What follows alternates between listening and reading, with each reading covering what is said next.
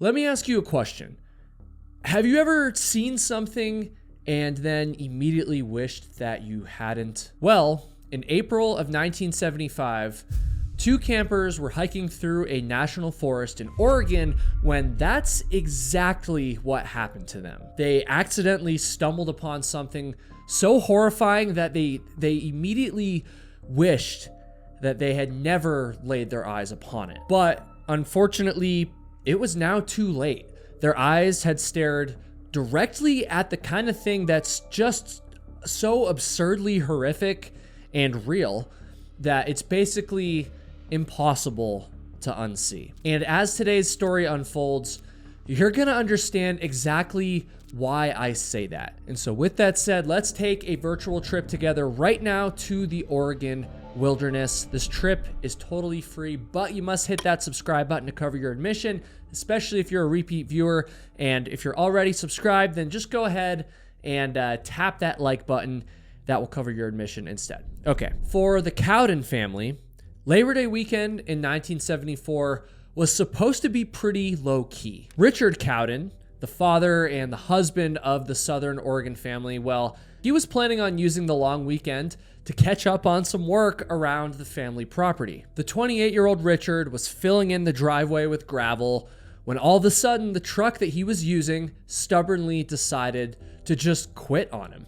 And I'm sure that he could have spent the rest of the weekend fixing it and he could have gotten back to work, but instead, Richard decided to make other plans. It kind of seemed like his truck's failure was actually the perfect excuse to put off the rest of that yard work and instead take the family up into the mountains for a fun camping trip. And so just like that, on a complete whim, Richard, his 22-year-old wife Belinda, his 5-year-old son David, and his 5-month-old daughter Melissa, they all piled into the family's other truck and they drove straight for the Rogue River Siskiyou National Forest. They also brought along their dog, which was a basset hound named Droopy. Now, Rogue River Siskiyou National Forest is actually a place that I've been to a couple different times. It kind of straddles the Northern California, Southern Oregon border, and both times that I was there was when I was hiking through on the Pacific Crest Trail, which goes very close to the area that we're going to be talking about in this story. That being said, the Cowdens, well, they obviously were not hiking the Pacific Crest Trail.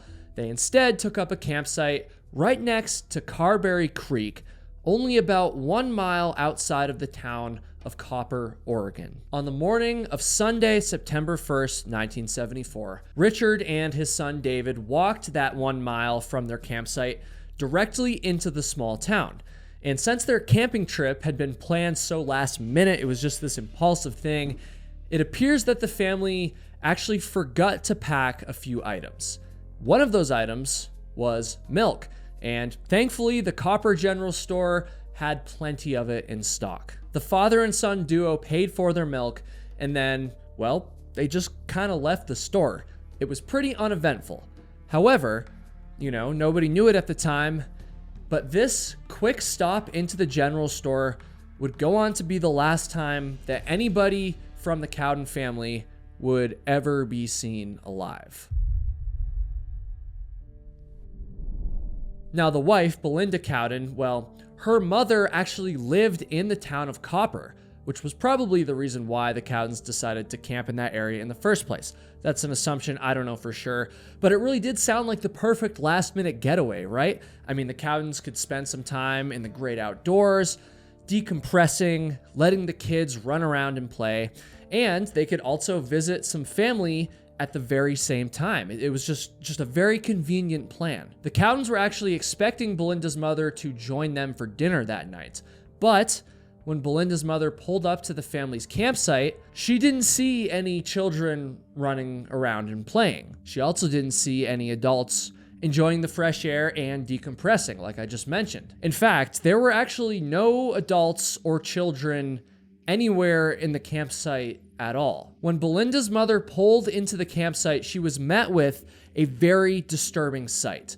But the thing is, it wasn't a disturbing sight in the way that you might be thinking. I'll explain exactly what I mean by that in just a second, But first, I do need to give a little warning here. I mean, this is the point in the story where things are going to start to get very, very dark. And so before we get there, I do want to kind of just lighten the mood again for just a moment longer, make things a little more fun, and tell you about Magic Spoon. That's right, Magic Spoon is the sponsor of this video, and thanks to them, I've been eating cereal, treats, and also granola like I'm a kid again, but without all of the sugar that those foods are traditionally packed with. So for example, Magic Spoon's delicious treats contain 11 to 12 grams of protein, only 1 gram of sugar, and only 1 to 2 grams of net carbs. And they recently launched their brand new granola, which has 13 grams of protein, 0 added sugar, and it comes in 3 different awesome flavors, which are honey almond, peanut butter, and mixed berry, which is literally so good, dude. I actually literally need to eat it right now.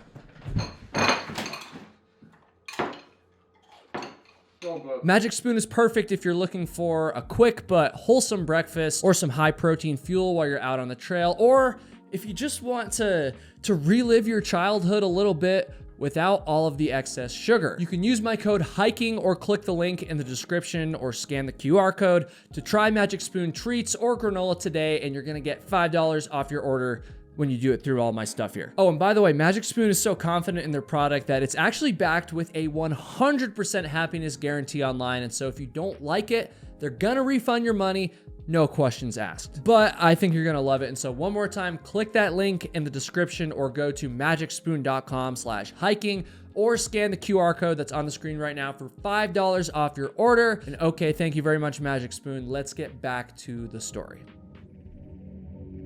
So Belinda's mother is supposed to be joining the Cowdens for dinner on this particular night.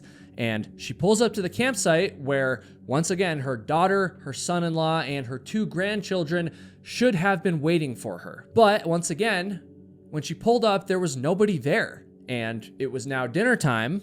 And so I can only imagine that when she saw this empty campsite, she probably knew deep down in her gut that something was wrong. But with that said, a quick glance at the campsite wouldn't have really indicated any problems. I mean, the site wasn't trashed. There weren't any obvious items missing. It didn't really look like anything bad had actually happened, right? The family's truck was still sitting there. The only red flag so far was the glaring absence of the family themselves. But as Belinda's mother got out of her own car and then began kind of picking through the campsite, the more subtle, kind of less obvious red flags, well, they began to pile up quickly. First of all, just kind of lying there on the ground was Richard's wallet and also Belinda's purse. I mean, they were just kind of sitting there. And if the family had decided to leave the campsite voluntarily, why would those items have been left behind, especially in plain view for any passerby to see and potentially steal? I also found a few sources which stated that Richard's expensive watch had been found lying on the ground as well. Apparently the keys to the family's truck were also visible, as well as the half-drank bottle of milk that Richard had bought earlier that morning. So it's definitely a bizarre scene, but once again, there's no indication that something violent or something bad happened. I mean, the only things that appeared to be missing from the campsite were the family's bathing suits, their dog Droopy, and of course, the family themselves. And so Belinda's mother, she sees this empty campsite. She's running around, observing all these things. She's just kind of taking it all in. And after doing this for a few minutes, she decides to look inside of Richard's wallet. And when she did this, she found the 2025 equivalent of over $130 cash just sitting in the wallet, completely undisturbed. And while it was good, I guess, that nothing had been stolen from the campsite or this money stolen from the wallet, the discovery of this money would only end up worrying Belinda's mother even more. After frantically searching the campsite, she just had this unshakable gut feeling that the Cowdens had been kidnapped. Whoever confronted them had no interest in robbery. I mean, that much was clear. They left the money there, they left the watch there, nothing had been stolen. And so if theft wasn't the motive, then what was? The answer could only be something far more sinister. Belinda's mother was left with no choice but to do one of the most painful things of her entire life, something that no mother should ever have to do. She had to leave the campsite so that she could go contact the police and tell them that her daughter and the rest of her daughter's family had all gone missing. Within a few hours, the sheriff, multiple state troopers, and state investigators had all arrived at the campsite to begin what they all hoped would be a very brief and successful rescue mission. Just like Belinda's mother when she first rolled up to the campsite, they too were extremely baffled by what they saw. The scene at the campsite was just extremely creepy. And again, there was nothing blatantly wrong, but things just felt off. You know what I mean? It just felt weird. It just felt like something had happened, but at the same time, there was no evidence that anything violent had went down at the campsite. It was just a very bizarre scene. And one of the lead investigators was later quoted saying, "That camp was spooky. Even the milk was still on the table." The area that immediately surrounded the campsite was searched that very first night. They searched until it got too dark, at which point the investigation was essentially paused. And this is pretty frustrating, to be honest, because the scene at the campsite was giving everyone really bad vibes. I mean, clearly something had happened there, but it was standard policy at the time for the investigators and the searchers to kind of wait a day or two in missing persons cases like this. And I don't know exactly why this was the policy. It probably had something to do with the assumption that the missing people would eventually just kind of turn up on their own. I don't know. It's super frustrating because that's pretty much what happened. I mean, after that initial search the very first night, they kind of just stopped and just waited for a day. And they lost a lot of very, very valuable time that they could have used to find the family. And so the morning after the Cowdens were reported missing, while investigators were kind of just sitting there twiddling their thumbs, waiting for the family to magically reappear, a very eerie clue just kind of presented itself at the Copper General Store. On the morning of September 2nd, the Cowdens' dog, Droopy, mysteriously just appeared at the front door of the store. He was found actually scratching at that very door as if he was trying to kind of get inside in order to seek help for the rest of his family. The dog was alone. There was no one else with him.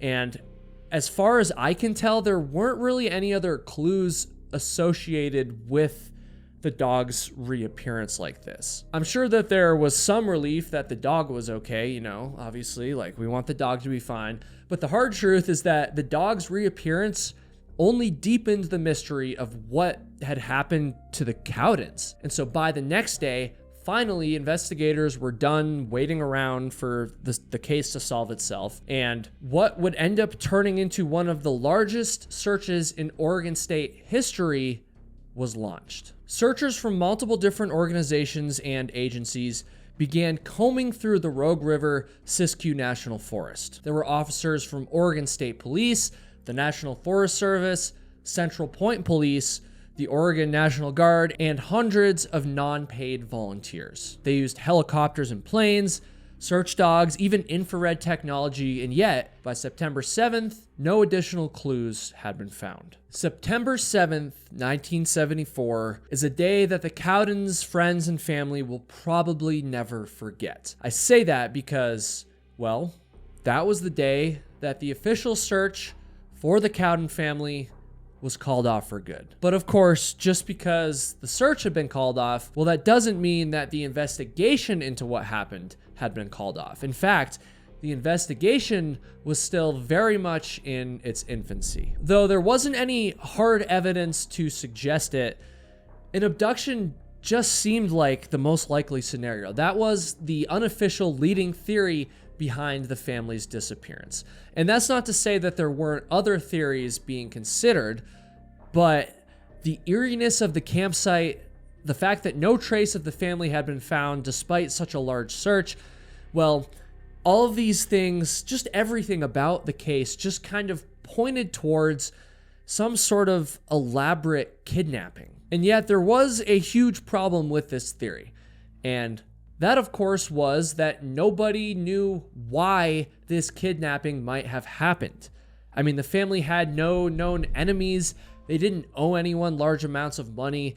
I mean, Who could have possibly wanted to harm them like this, and why? The end of the summer turned into the fall, and then the fall turned into the winter. The months began to fly by, and just like the frozen Oregon mountains that had seemingly consumed them, the Cowden family's case turned cold. But eventually spring arrived, and those very same mountains began to heat back up.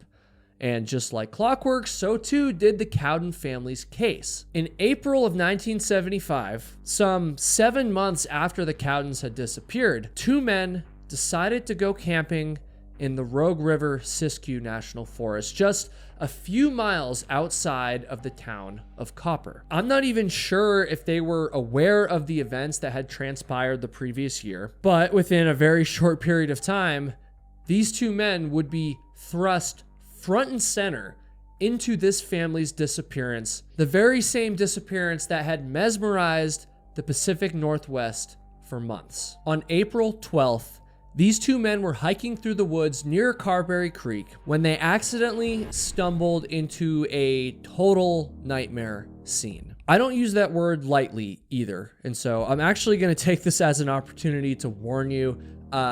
Things are about to get a little graphic, and so you good? You good? Here's your chance to skip ahead a little bit. Okay, so first, the two men noticed what was tied to the tree in front of them. It was the very badly decomposed body of a man.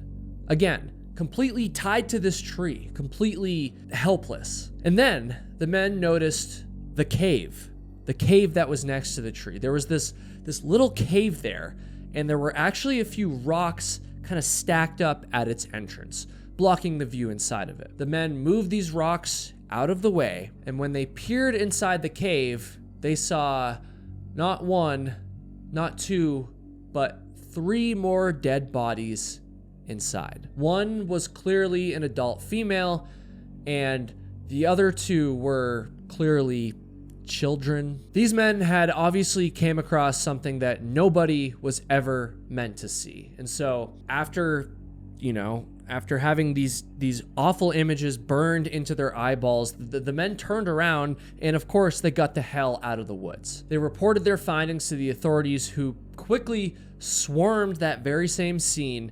And when they did this, they made some even more grisly discoveries. It was evident that Belinda and her 5-year-old son, David, had both been killed by a .22 caliber rifle, though only one bullet was actually recovered from the scene. 5-month-old Melissa, however, had not been shot like her mother and her brother had, but rather she died due to blunt trauma to the head, which is just awful. And then there's Richard, of course. And so remember, he was tied up in the tree when he was first found, and so investigators brought his body down, but it turns out that it was so badly weathered from an Oregon winter in the mountains that they couldn't even determine what the cause of death was, which is obviously a big question in this case, and it could provide a lot of crucial evidence. But even putting Richard's cause of death aside, there's actually a much bigger question at play here. Quite an obvious question, to be honest. And of course, that is, who in the hell was responsible for killing this family in such a brutal way? And I actually kind of have an answer to that question. And it's technically a very simple answer, but in reality, it's actually extremely complicated.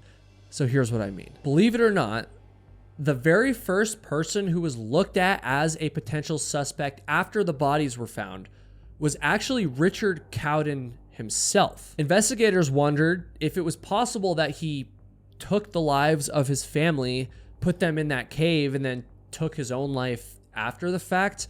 I mean, this might explain how the abduction went undetected despite happening in the middle of the day. But with that said, this theory was ultimately discredited quite quickly. I mean, Richard had no motive to do such a terrible thing, and there was also no weapon found at the scene, making it impossible for him to have taken his own life. Also, how would he have gotten up up into the tree. It didn't really make sense. And so investigators quickly moved on from that theory. And eventually they put together a timeline of events that kind of went like this. On the morning of September 1st, Richard and David returned from their walk to the Copper General Store. The family then changed into their bathing suits and they went for a swim in the nearby Carberry Creek. They eventually returned to the campsite, and then right around lunchtime, they were abducted at gunpoint. The next part of the timeline is a bit harder to pin down, but it basically goes like this. At some point, the Cowdens were obviously brought to what I'm going to call the cave area, which is where their bodies were found, but investigators were actually unsure if this was the area where they were killed or if they were killed somewhere else first. This cave area was located just about 7 miles as the crow flies away from the Cowdens' original campsite. In a shocking twist of events, one searcher actually came forward and claimed that during the initial missing person search, the one that had happened at the end of the previous summer, he had actually stumbled upon the cave where the bodies were later found. This searcher claimed that the cave was empty at the time, and the police were actually somewhat hesitant to believe him. They probably thought that he had searched a different cave, or that maybe he was just making the entire thing up. Who knows? But in order to put this man to the test, the police actually asked him to take them to the cave that he was talking about. And much to everyone's surprise, this man led the police right to the very same cave where the Cowden family's bodies had been found. And so, completely shocked, investigators now were seriously considering the possibility that the Cowdens had been taken somewhere else in the area after their abduction. You know, their lives were ended, and then they were actually brought back to the cave area where they were finally ditched. And while they were sorting through all of the evidence and all of the possibilities, out of nowhere, investigators came across someone who might as well have been waving a giant red flag right in their faces. A state trooper who had visited the crime scene was quoted saying, "The whole nature of the thing smacks of a weirdo."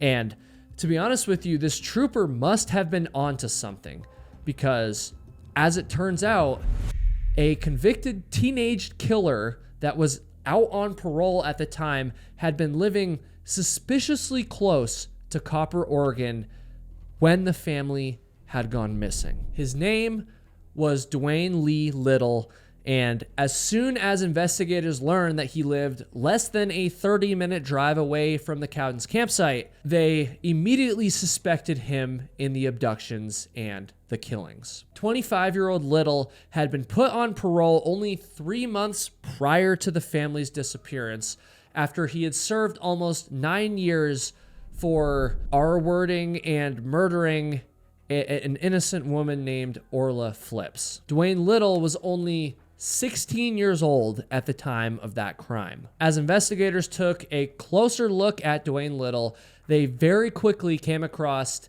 a disturbing coincidence. And so, the day before the Cowdens disappeared, Little was known to have traveled to Crescent City, California for a quick work trip. And then on the way back, he was known to have traveled through where else but Copper, Oregon. Dwayne Little was apparently seen having lunch at a restaurant in Copper on September 1st, which once again is the day that the Cowdens disappeared.